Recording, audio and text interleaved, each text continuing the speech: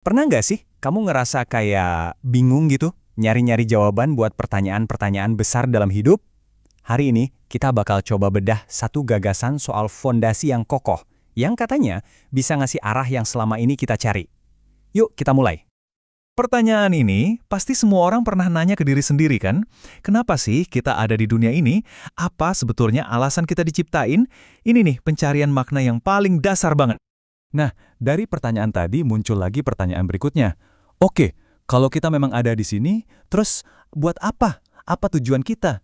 Tanpa tujuan yang jelas, hidup tuh rasanya kayak jalan tanpa peta. Ya kan? Kosong aja gitu rasanya. Terus kuncinya di mana dong?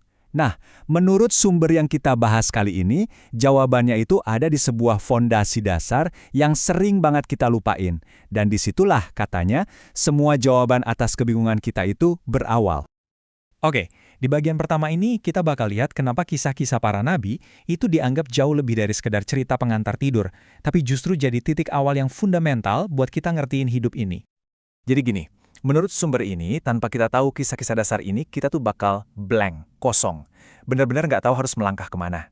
Kisah-kisah ini tuh ibaratnya kompas moral dan fondasi hidup, karena tanpa itu kita kehilangan role model yang sejati. Dan fondasi ini tuh bukan sekedar potongan-potongan cerita yang acak loh. Justru sebaliknya, ia membangun sebuah cara pandang terhadap dunia yang utuh banget yang disebut. Sumber ini menyebutnya alam kebenaran. Anggap aja ini kayak kerangka berpikir yang ngejelasin semuanya, siapa sih pencipta kita, siapa aja penghuni alam semesta ini, termasuk malaikat, apa aja isinya, dan yang paling penting, apa peran kita di tengah-tengah semua ini. Jadi jelas gitu.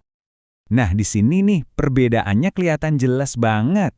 Di satu sisi ada teori-teori buatan manusia yang isinya spekulasi semua, alien lah, semua serba kebetulan lah. Di sisi lain, wahyu kenabian itu menawarkan kejelasan. Ada satu pencipta, ada tatanan alam yang teratur, dan ada tujuan yang pasti buat kita. Kebingungan eksistensial itu jadi hilang. Tapi ini bukan cuma sekedar teori abstrak ya. Fondasi ini justru ngasih kita panduan yang praktis banget buat menghadapi tantangan-tantangan nyata dalam hidup kita sehari-hari. Jadi, dari kisah para nabi ini, kita bisa dapat semacam blueprint kehidupan dalam 3 langkah. Pertama, kita jadi kenal siapa pencipta kita. Kedua, kita belajar cara menghadapi naik turunnya hidup.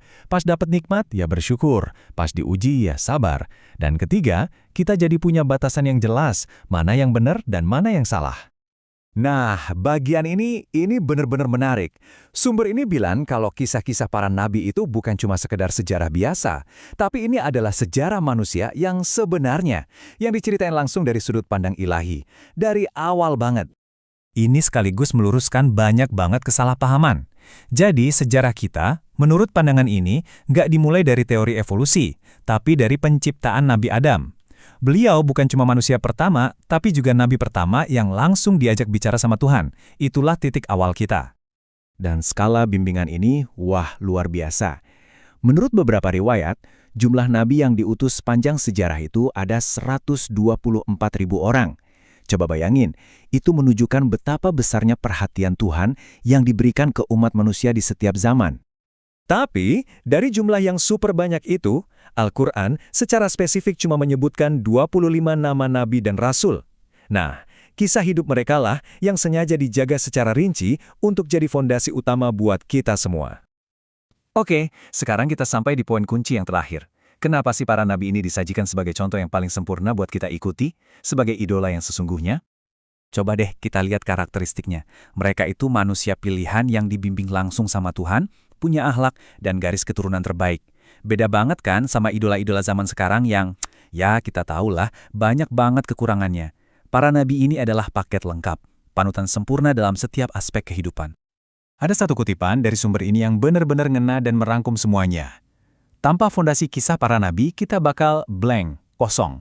Kita nggak tahu mau melangkah kemana, nggak tahu siapa yang harus kita contoh, dan ujung-ujungnya, ya kita bakal tersesat. Jadi, setelah kita bahas semua ini, pertanyaan reflektif terakhir buat kita semua adalah, sebenarnya, hidup kita ini dibangun di atas fondasi apa? Apa fondasi itu udah cukup kokoh? Apa fondasi itu bisa ngasih jawaban dan arah yang kita butuhin? Sebuah pertanyaan yang kayaknya penting banget buat kita renungkan.